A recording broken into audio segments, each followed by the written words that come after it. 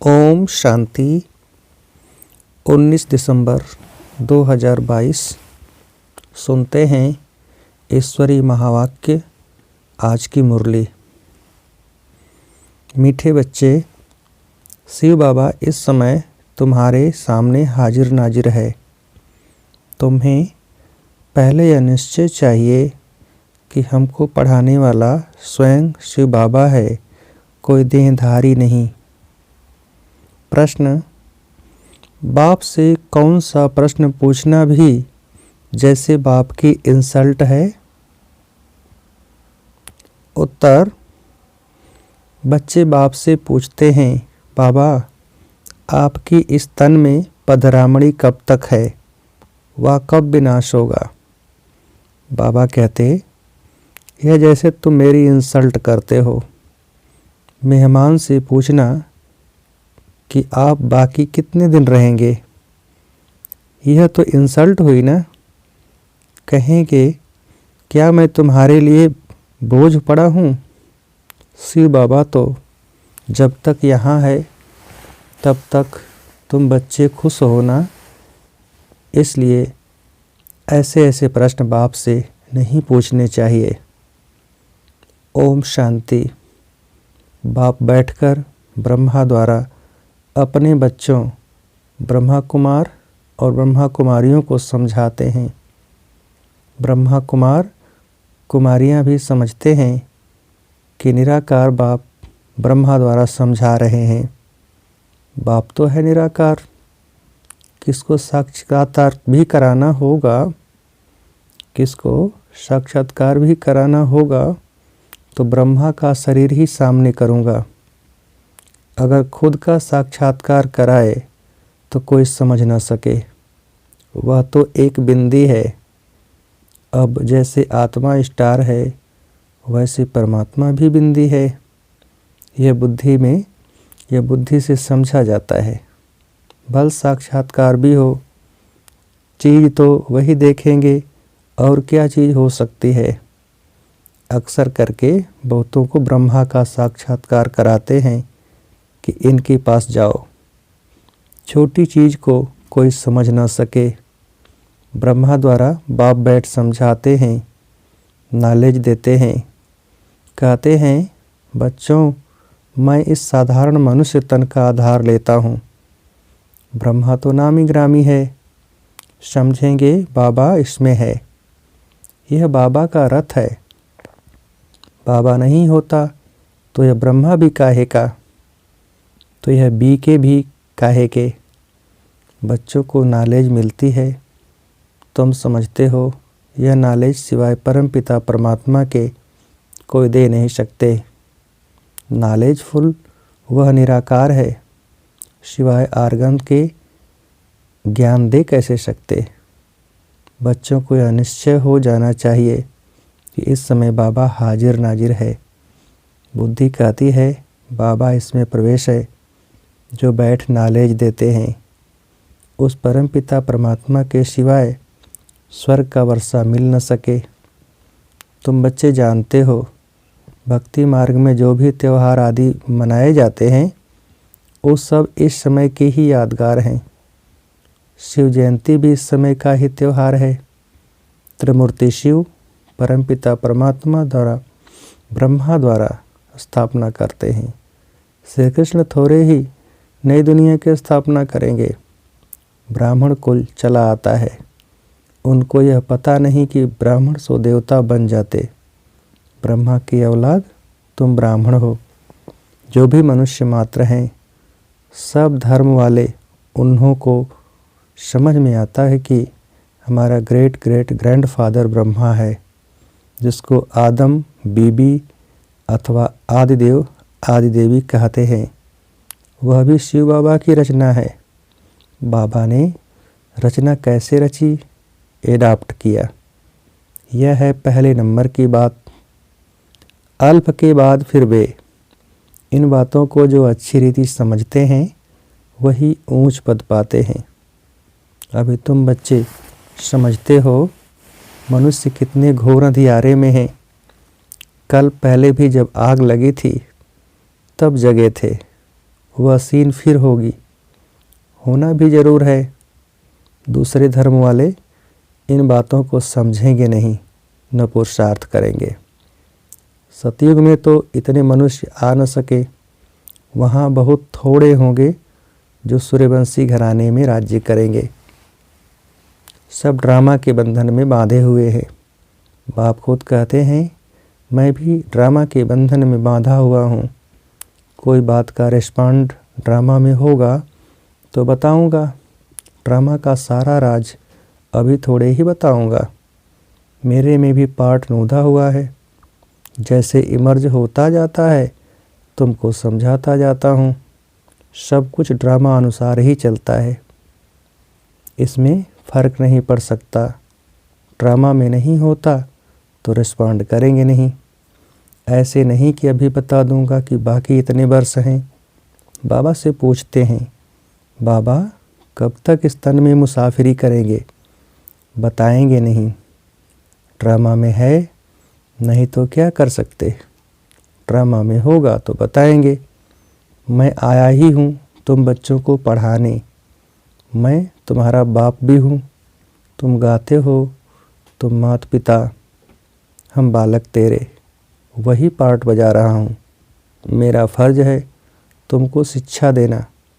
मुझे कहते हैं ज्ञान का सागर, मनुष्य सृष्टि का बीज रूप। चैतन्य बीज तो सब कुछ बताएगा ना।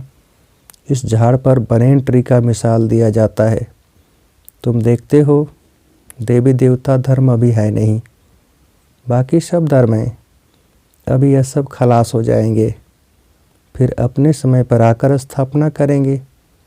मैं देवता धर्म की स्थापना कर रहा हूँ।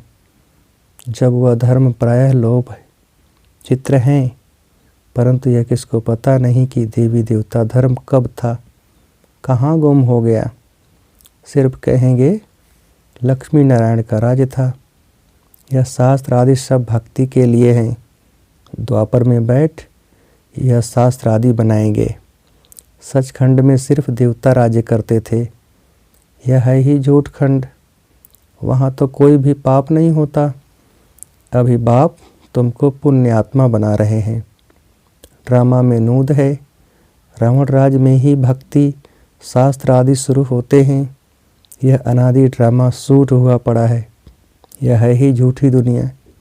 ईश्वर के लिए भी झूठ ही झूठ बोलते हैं। ईश्वर तो ऊंचते ऊंच है। हम उनसे मिलने चाहते हैं तो ज़रूर उनसे कुछ मिलता है। बाप से क्या मिलेगा? वह है सर्व का सद्गति दाता। सर्व को दुख से छुड़ाते हैं। रावण भी बड़ा ज़बरदस्त है।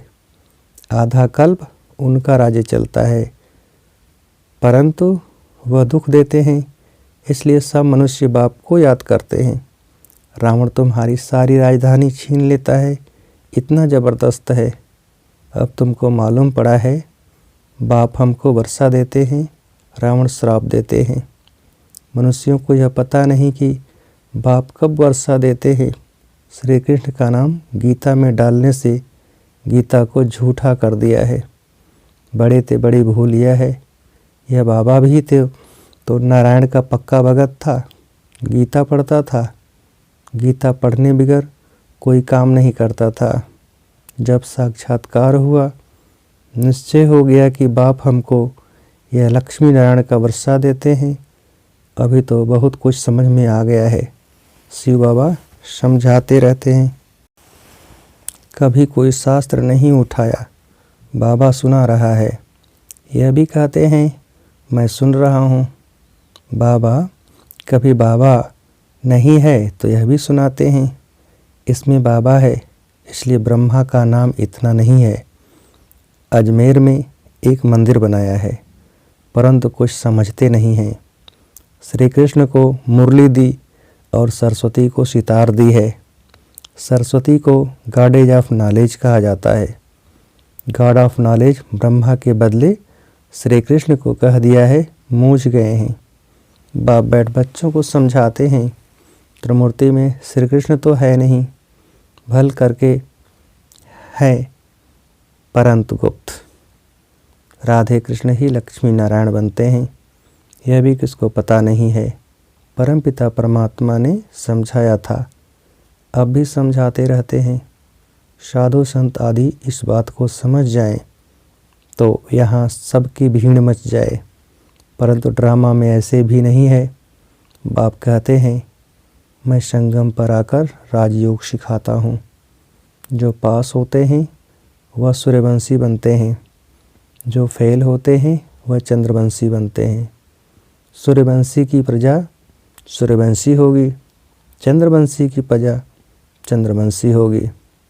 तुम बच्चों की बुद्धि में सारे चक्र का ज्ञान है। तुम हो सुदर्शन चक्रधारी ब्राह्मण, यह है सर्वोत्तम ब्राह्मण कुल। तुम सेवाधारी हो। तुम गुप्त वेश में भारत को योग बल से स्वर्ग बनाते हो।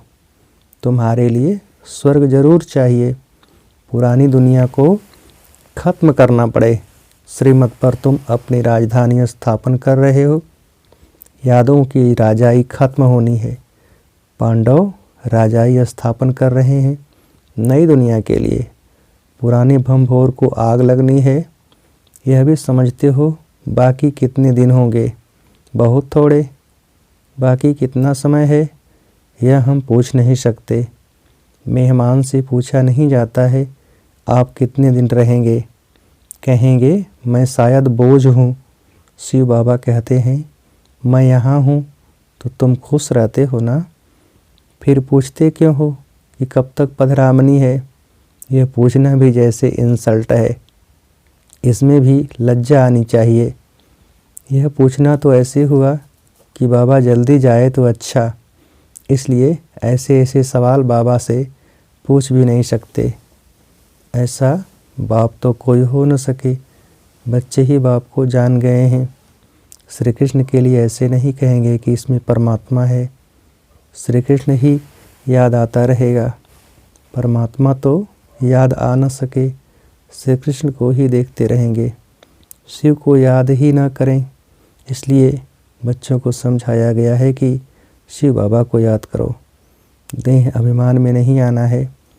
श्री कृष्ण की महिमा कोई कम नहीं है। बाप कहते हैं मुझे आना ही है पराये देश पुराने शरीर में। श्री कृष्ण तो रावण के देश में आ न सके। अब तुम जानते हो कि श्री कृष्ण की आत्मा पुनर्जन्म लेते लेते अब इस शरीर में है। यह अंतिम शरीर है, यही फिर नंबर 1 पावन शरीर बनता है। यह सब बातें और कोई के बुद्धि में आ न सके। रावण का चित्र बनाते हैं परंतु समझते नहीं हैं कि रावण की प्रवेशता कब से हुई है। जलाते ही आते हैं, मर जाए तो फिर जलाना बंद कर दें, मरता नहीं, हर वर्ष जलाते हैं। यह सब है भक्ति मार्ग। बाप कहते हैं मैंने तुमको सूर्यवंशी चंद्रवंशी बनाया, तुम फिर शूद्रवंशी बने कैसे। अब फिर तुमको सूर्यवंशी चंद्रवंशी बना रहा हूँ। अभी तुम जानते हो हम विश्व पर जीत पाते हैं फिर हार खाते हैं। जब देवी देवता धर्म था तो और कोई धर्म नहीं था। अब फिर वह धर्म स्थापन होगा तो और सब धर्म खत्म हो जाएंगे।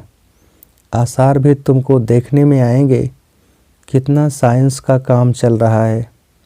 खुशी भी मनाते हैं, ऐसा एरोप्लेन निकलेगा जो 3-4 घंटे में लंदन पहुंचाएगा।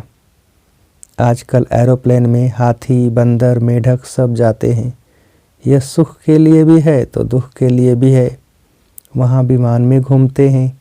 अभी तुम ऊंची तकदीर बनाने के लिए आए हो। तुम सो देवी देवता बन रहे हो। स्वर्ग का नाम गाते हैं परंतु जानते नहीं कि स्वर्ग कब था। कहते हैं स्वर्ग पधारा तो जरूर नरक में था, परंतु सीधा कहो तुम स्वर्गवासी हो तो गुस्सा लगेगा। हैं तुम सीधा कहो स्वर्गवासी से नरकवासी हो तो गुस्सा लगेगा।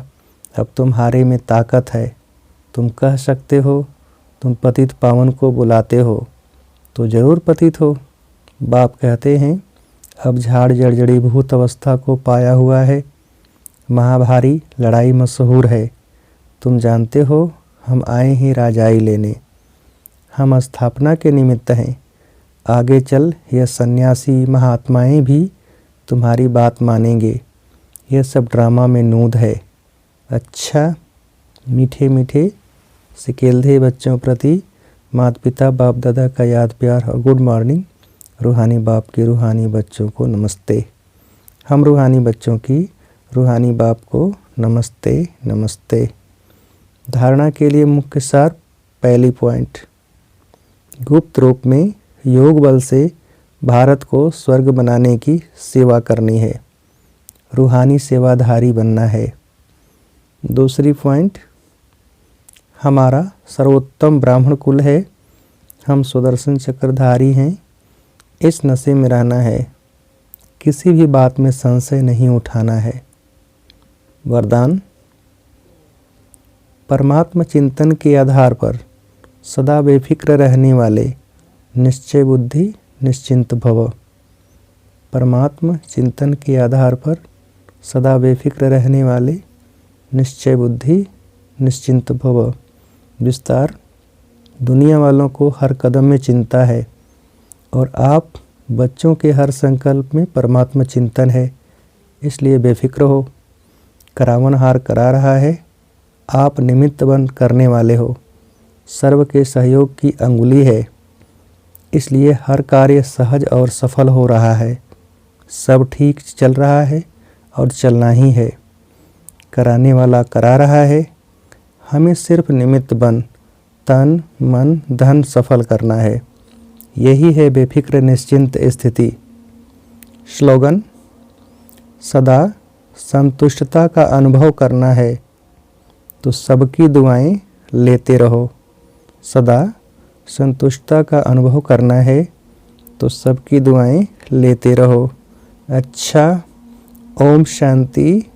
मेरा बाबा शुक्रिया।